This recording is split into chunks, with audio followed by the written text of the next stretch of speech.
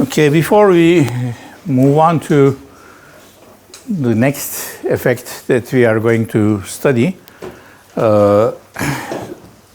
which will be the relativistic effects on the hydrogen atom, we'll need to evaluate certain expectation values, and there's a nice theorem which enables you to calculate certain expectation values very easily. This is called the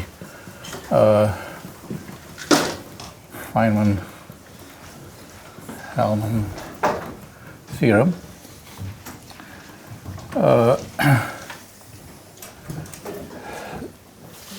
Which in itself is interesting and I think somewhat ingenious. Okay, so suppose we have a system H, okay, and that we can find the eigenvectors exactly. Okay, so suppose I can solve this problem exactly. Okay, so certain examples of this are the hydrogen atom, the harmonic oscillator, and such things. Okay, so we can find solutions to those objects exactly, okay, analytically. Now, in all of these problems, you have certain parameters that enter into the equation, right? So you have certain parameters involved, okay? Even things which you would normally consider as constants, okay? For example, H bar, okay? You have H bar in H, and we, okay, know that H bar is a constant, it's not changing, etc. But at the end, the result, the energy, of course, contains an H bar. Now, if I were to replace H bar with some other name, some variable, okay, that would also change in the end result, right? So let me just go on with the argument. We'll, when we do examples, I think it will be a little bit more clear.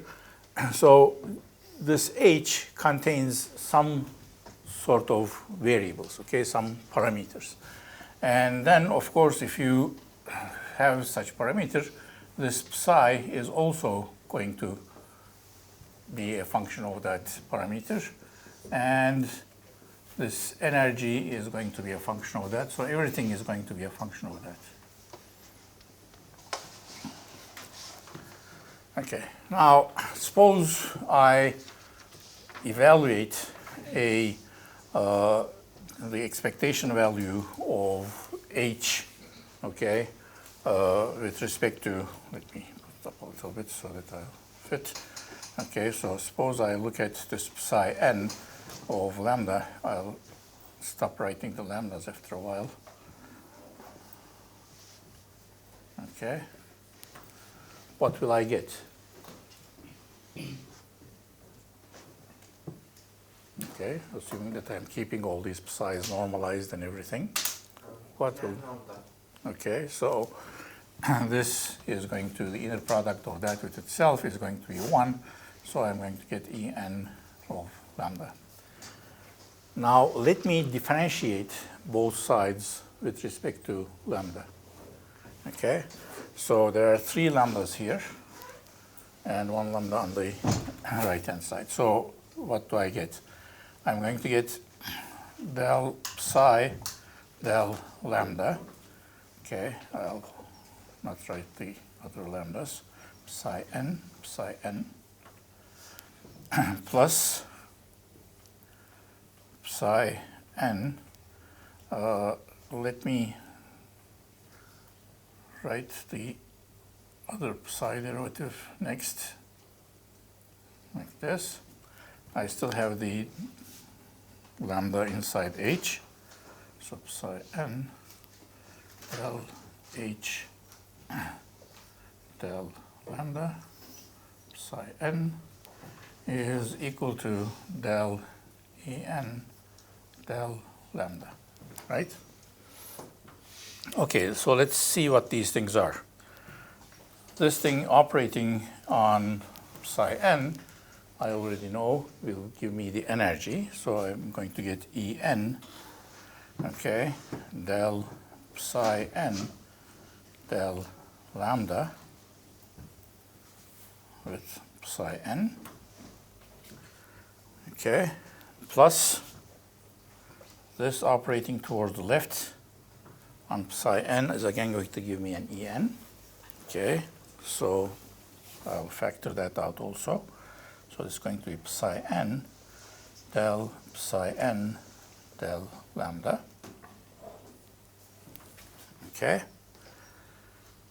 then plus these terms, psi n del h del lambda psi n is equal to del En del lambda. Okay, now let's see what this is. You see this term in the parenthesis that I have here. Maybe I'll write it over there. So this term in the parenthesis is equal to del lambda of psi n, right? Derivative with respect to the lambda in first psi n plus derivative with respect to the lambda in the second psi n. But I know that these things are normalized, so this has to be 0. Okay? So this whole term drops out. And I'm left with a very simple statement of the theorem, which says that if you can solve the problem exactly, and if you evaluate derivatives with respect to the parameters in your problem, you have that identity. And that identity, you'll see, is actually quite useful. So let me just rewrite it. So I have psi n del h del lambda psi n is equal to del En del lambda. Okay, so again, our assumptions are that we can solve the problem, and also all these psi n's are always normalized so that I can use things like that. Okay, I can just say that derivative is equal to 0. Okay, so let's do an application. Okay, so let's apply this. So the simplest problem that I can think of is the harmonic oscillator to the harmonic oscillator.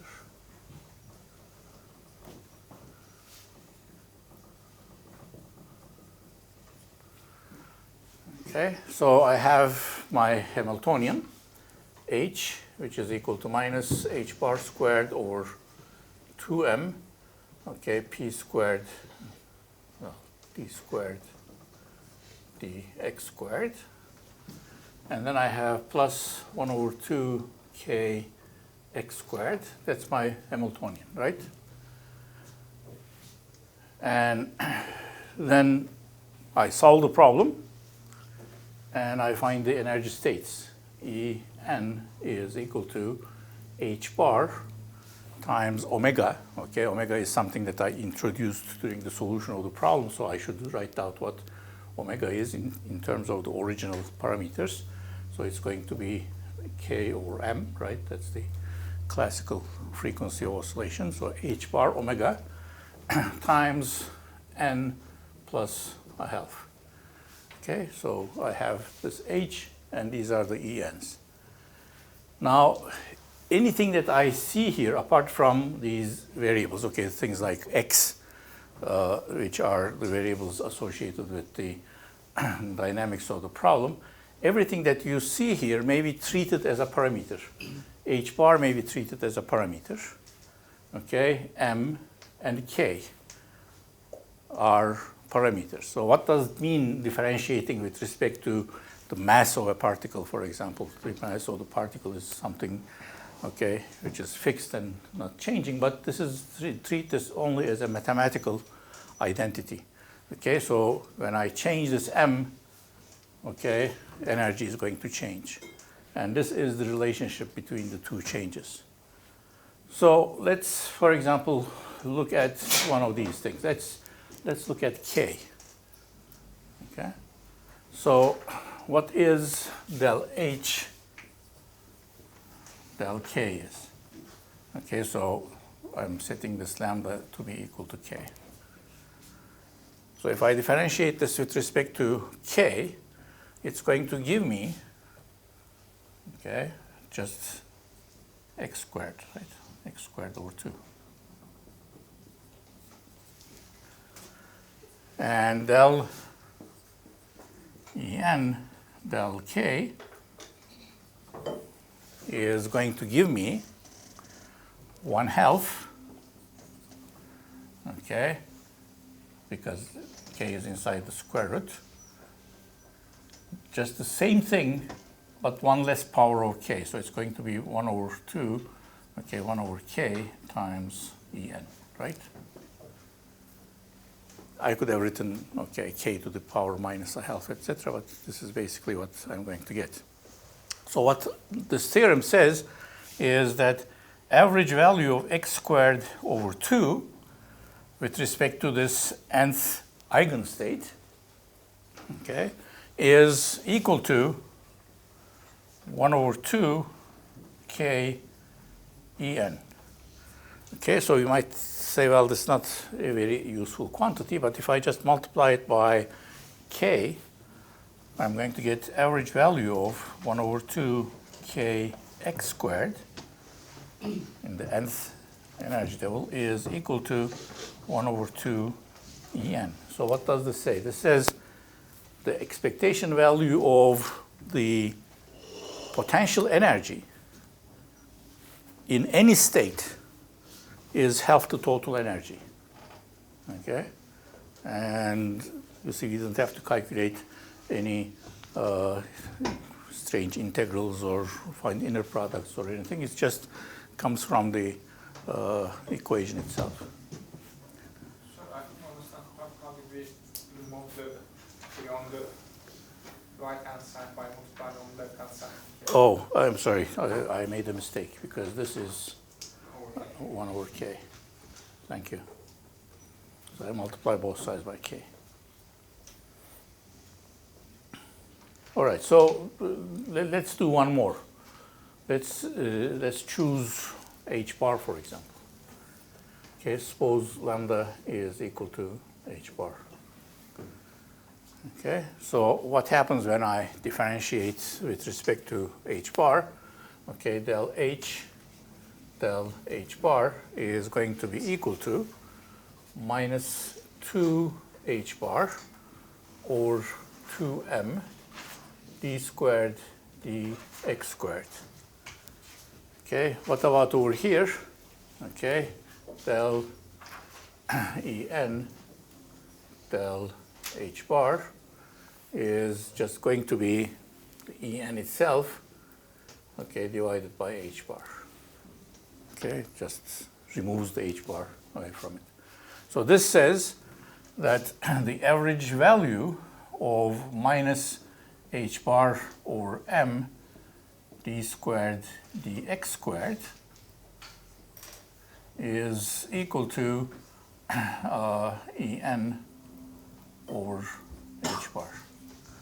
So again, if I just want to obtain a more useful quantity here, I can multiply both sides by h bar over 2, and I'm going to get average value of minus h bar squared over 2m d squared dx squared, okay, is equal to En over 2. Okay, so these expectation values are with respect to this state n. So okay, so this obviously is not too surprising, because if half of the energy is in potential energy, okay, the other half must be in kinetic energy. So this says the expectation value of the kinetic energy in a harmonic oscillator is equal to that. Okay, so let's now apply this also to the hydrogen atom, right? Because that's a more difficult case to figure out if you just do it directly.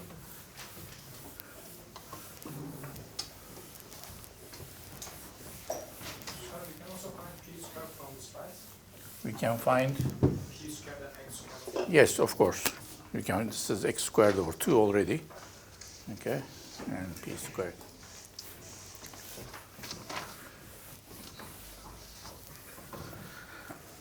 Okay, let's see. So let's say for the hydrogen atom,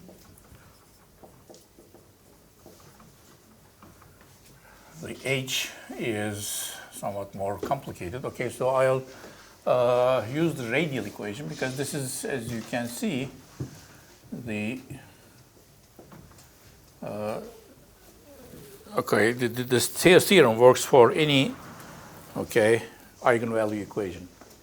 So I'm going to use the radial equation because I'll be interested only in the radial stuff. Okay, so H is equal to minus h bar squared over 2m d squared dr squared. Remember that in the radial equation in 3 dimensions, when you write it for this quantity u is actually something which is much simpler. You have this radial kinetic energy term, and then you have the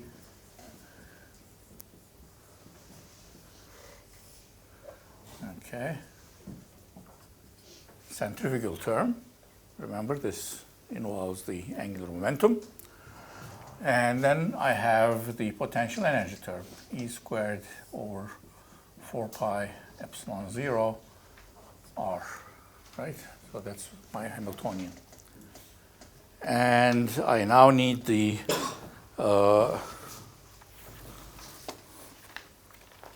energy, which is also on my list.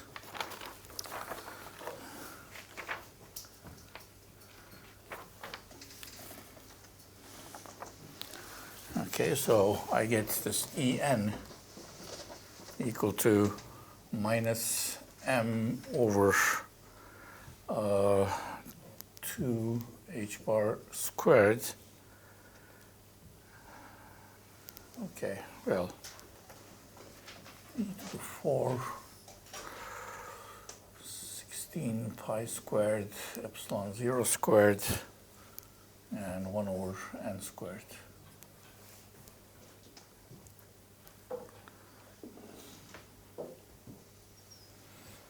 Okay. All right, so let me just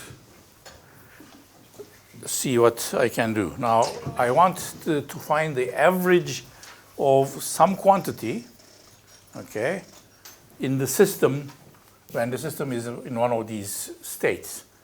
So if I want to find, for example, the expectation value of the potential energy, what is the potential energy of the electron, okay, when it's in one of these states? What should I do? Which parameter can I use so that I can isolate the potential energy term?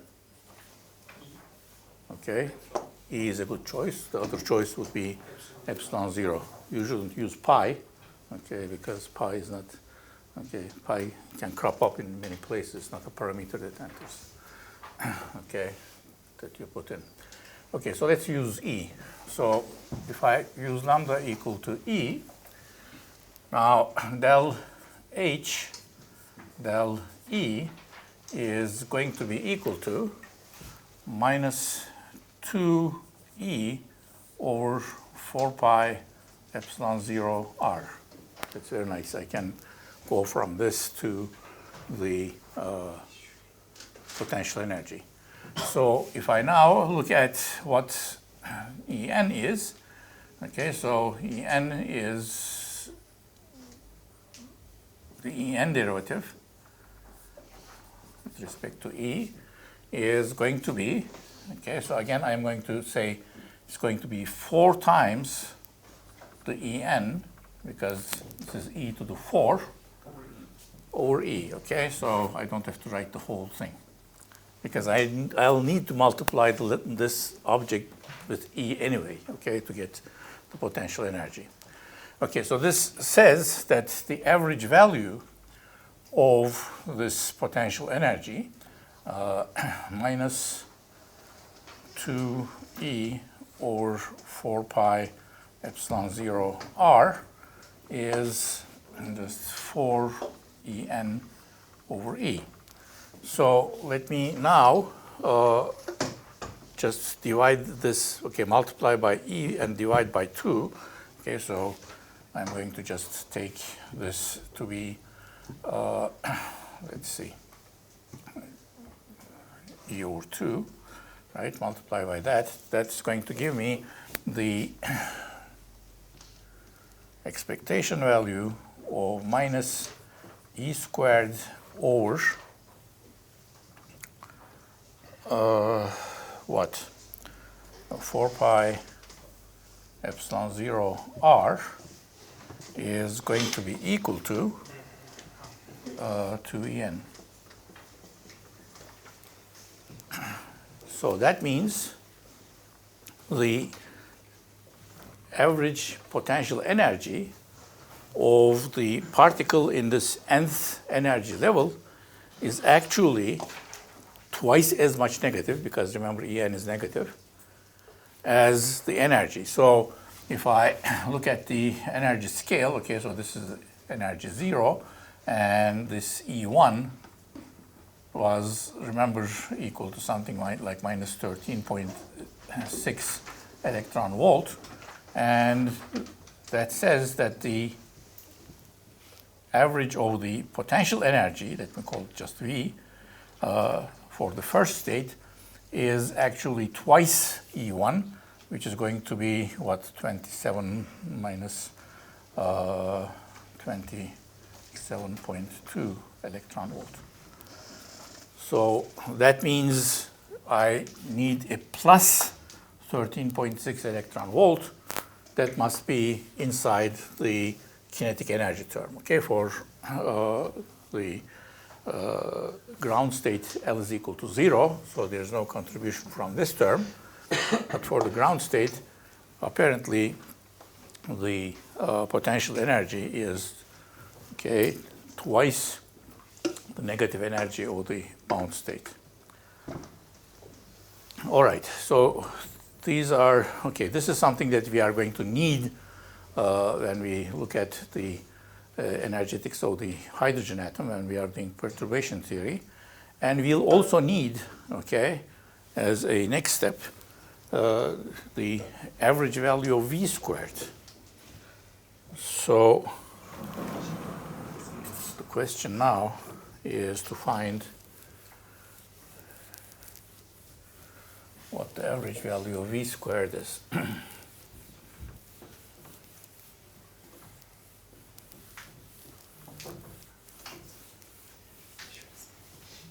Okay, so this time we are going to work from the reverse.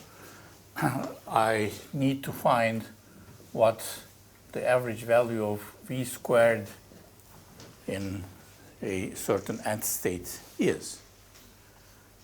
So what am I asking really? I'm asking what E squared over 16 pi squared epsilon 0 squared r squared is going to be.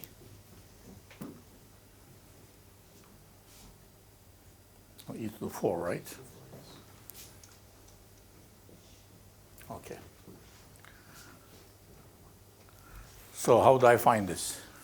I need the expectation value of something like this. All of the stuff, constants, etc., are not important. Those things can be multiplied in and out. Take the derivative with respect to E or epsilon? No, that's going to give you just 1 over r. We need L, right? Okay, so we need to differentiate with respect to L.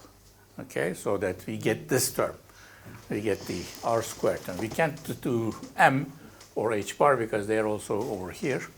Okay, so we have to differentiate with respect to L. But there's no L in the energy. Where did L go? You remember how we solved this problem? L was in L and I think. Yes, L is hidden inside N. So this N really, okay, was equal to something like J max plus L plus 1. Okay, so we fixed a certain value for the maximum coefficient associated with the series expansion. And we found out that the energy depended only on this. Okay, so we said, okay, let's just call it N, yes. Are we really taking derivative with respect to a variable that can only take integer values? Okay, so that's a good question. L takes only integer values, but the reason it takes integer values is independent of this equation. It comes from the angular equation, remember, from the angular momentum side. So if you put another L there, okay, the solution would still be the same, okay? The asymptotic parts, etc., would be somewhat different, but if you have a non-integer L here, you still can find an eigenfunction.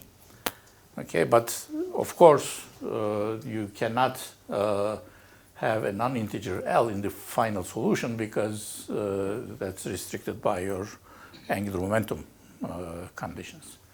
Okay, but for the solution of this problem, L is just a variable. Okay, so you put that L in, expand it, and then the result becomes related to whatever L that you choose. Okay, so let's now go through that. So let's first find del L of H. So that's going to give me H bar squared, L squared plus 1 differentiates into 2L plus 1 divided by 2m r squared. Okay, so that's where our r squared is. We also need the derivative del L of this En, which is equal to del L of minus m e to the 4 divided by lots of stuff. Okay, well, let me put that down, 32 h bar squared pi squared epsilon 0 squared, and then I have here this J max plus L plus 1 squared. Okay, so that is now going to be equal to, okay, plus, because this is in the denominator, and I'm going to get the same thing, okay, but with 1 less power of that. Okay, so it's going to be 2. Okay, again, I want to be lazy and sort of avoid writing the whole equation. So the factor minus 2 will come from the derivative.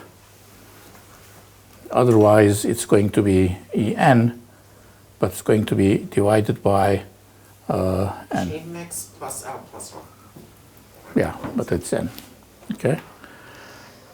So that's that. Okay, so what that says is that the average of h bar squared 2L plus 1 or 2m r squared in the nth level is equal to minus, okay, that's good because En is negative and average value of R squared should be positive, 2 En over N. So let me isolate the R squared. Okay, so 1 over R squared by itself is going to be equal to 4m En, right, divided by h bar squared. You also have minus. Yes, thank you, and N and 2L plus 1. Okay, now what I really want is this thing here. Okay, so let me put that in. Okay, so what is so if I just multiply everything by that factor, e to the 4, 16 pi squared epsilon 0 squared r squared, what is the average of that in the nth state? It's going to be equal to minus, okay, let's put all of that stuff in, e to the 4, 16 pi squared epsilon 0 squared is what I have multiplied with. Then I have already a 4m. Let me put the En over here, and then 2L plus 1 over there. Okay, now remember, this is my energy. So can I relate that to that? I have e to the 4 and m in the numerator. I need a 32 in the denominator, so I have to multiply both the numerator and denominator by 2, right? So that I get a 32 in the denominator, 2 over 2. Otherwise, I have pi squared epsilon 0 squared. I forgot the h bar squared. Pi squared epsilon 0 squared, okay, and I need an n squared. Okay, so help me out. This is almost En, right? But there are numerical factors. So this is going to be, if I call this m e to the 4 over 32 pi epsilon 0, etc., another En with the minus sign. Okay, so it's going to be En squared. There's going to be an 8 in the numerator. Times an n, yes, because I need an n squared in the denominator. Okay, and is that it? 8 and 2L plus 1.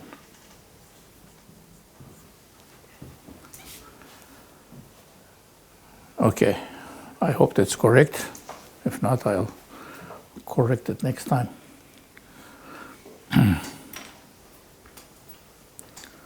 Okay, so why did we do this? Okay, why did we go about doing this? So this is average value of v squared in the nth state. So let me put in a box so that I don't lose it. And this is the average value of v in the nth state.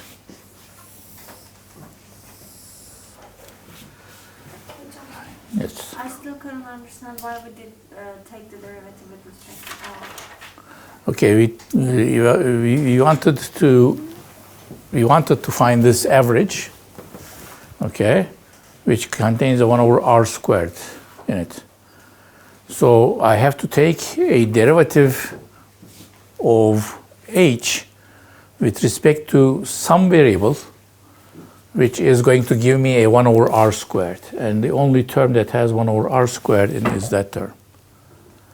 Okay, so I want to isolate that term from H, so that when I say dH d something, I am going to get a 1 over r squared term. Okay, so L just then is isolated. Okay, let's see. We have a little bit more time, so let's see why we need these things.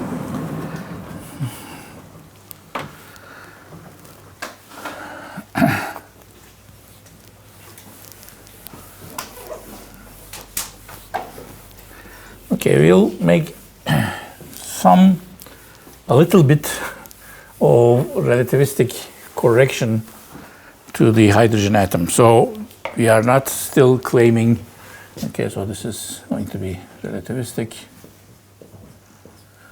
let's say improvement. Because when you say correction, it sort of means you now solve it relativistically. Relativistic improvement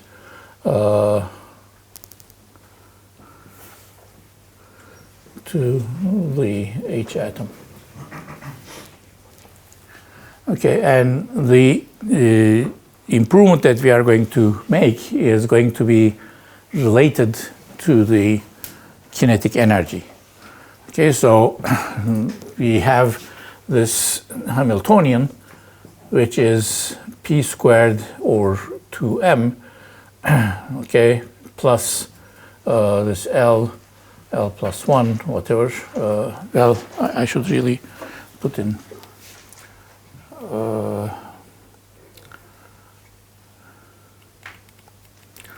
okay, maybe I shouldn't put in the radial equation, but the full equation. So the H is equal to the kinetic energy term plus the potential due to the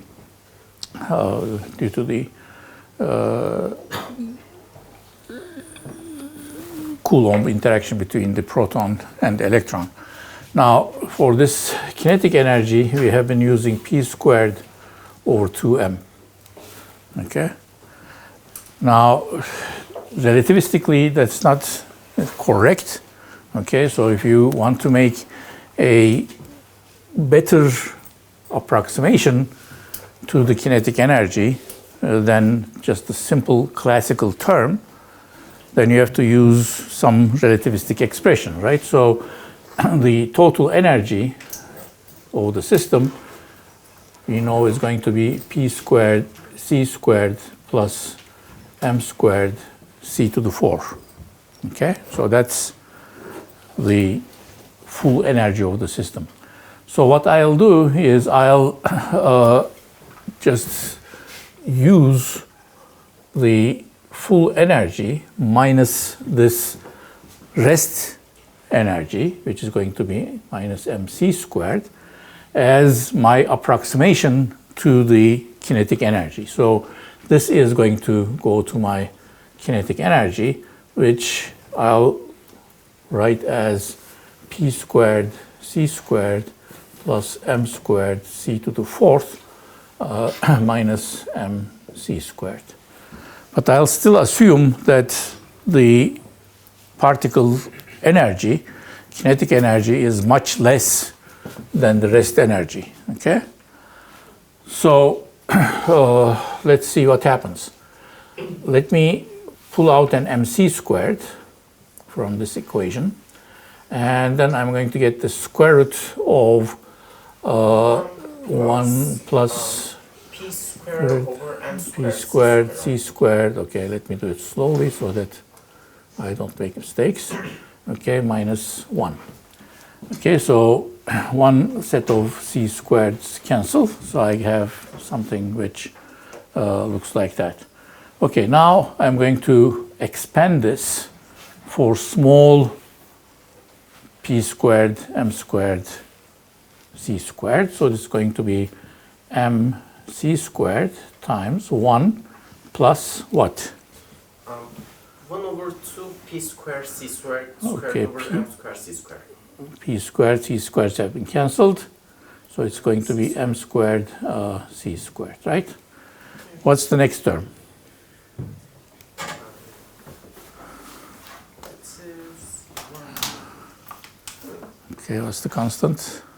Minus 1/8. 1 over 8. Okay, so the magic number is 1 over 8 times the square of this, which is going to be p to the 4, m to the 4, c to the 4, right? Minus 1, okay? So I'm just going to make this approximate at this point. Should it be minus 1 over 8? Hmm? Should it have a minus sign? No, I think it's plus 1 over 8. No, but when we put like the binomial coefficient, we have n times n minus 1. Okay, let's see, 1 over 2, 1 over 1 plus epsilon, then we get minus 1 over, yeah, I think you're right. Minus, okay, thank you.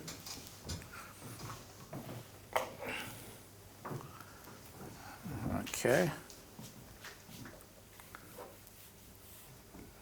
Now, these ones cancel. So I'm going to get something which looks like p squared over 2m. Okay, that's something I expect. That's my original term. But then I have minus p to the 4 divided by what? M cube c squared, right? Is this correct? Please check my algebra.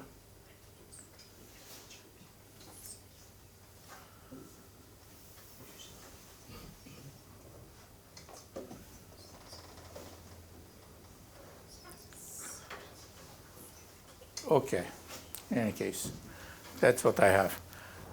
All right, so what I'm going to do now is I'm going to put that into my Hamiltonian. Okay, so what I'm going to do is I'm going to add to this an H1. Hocam, Yes, why did we remove the 1 over 8 from the p to the 4 term? we shouldn't. Okay, thank you.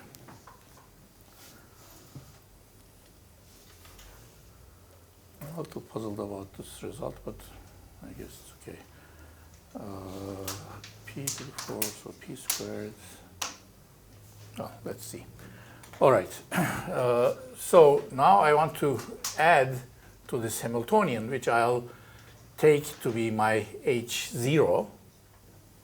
I'll add an H1 and treat it as a perturbation.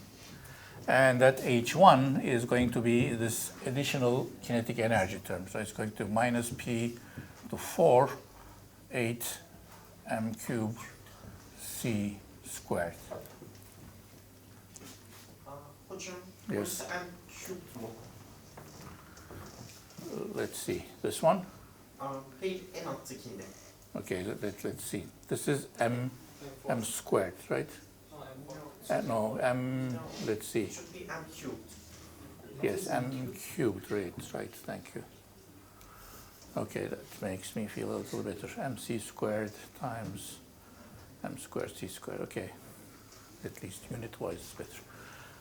All right, so m cubed c squared.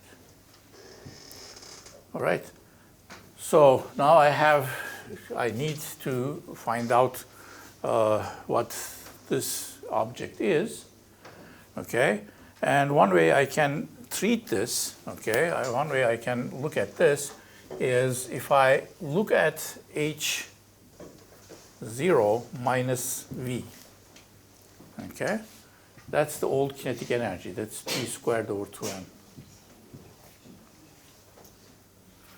So if I square both sides, H0 minus V squared, that's going to give me P to the 4 over 4m squared. Okay? Now, if I multiply this by the proper factor, and what is that? Minus 1 over 2, not 2c squared. 1 over 2 mc squared, right? So this is energy squared divided by energy. So this has units of energy, okay, very nicely. Okay, so if I just multiply this by minus 1 over 2 mc squared, that's now exactly what I want, minus p to the 4 8 m cube c squared, which is equal to my h1. So my h1 is just this. So if I now want to find the correction to the energy to first order, that's going to be e to first order. We'll have to discuss the details of this a little bit more. Is going to be minus 1 over 2 mc squared, the expectation value of h0 minus v squared in this nth state. Okay, so this enables me to find some correction to the energy, okay, to first order by finding the expectation value of h1. Okay, so I'm just finding the expectation value of h1 here. So this is going to be equal to minus 1 over 2 mc squared, expectation value of h0 squared minus h0v minus vh0 plus v squared. Now this is easy, right?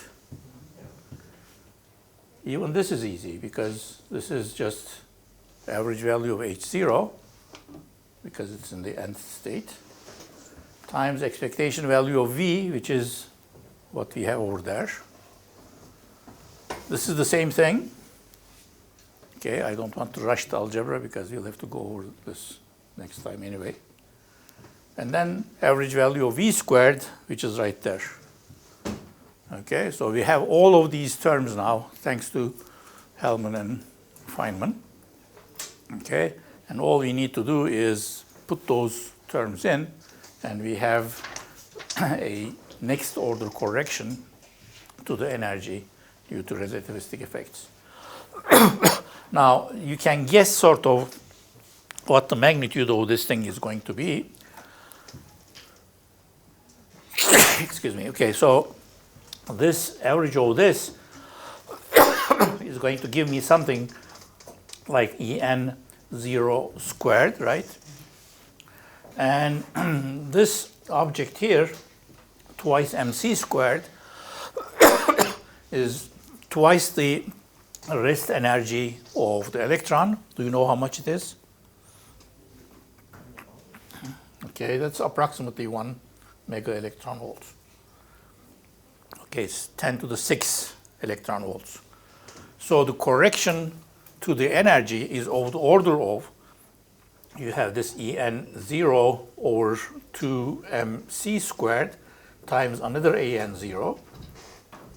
So these ENs, remember, are of the order of tens of electron volts. And this is 1 mega electron volt. Okay, so this is something like 10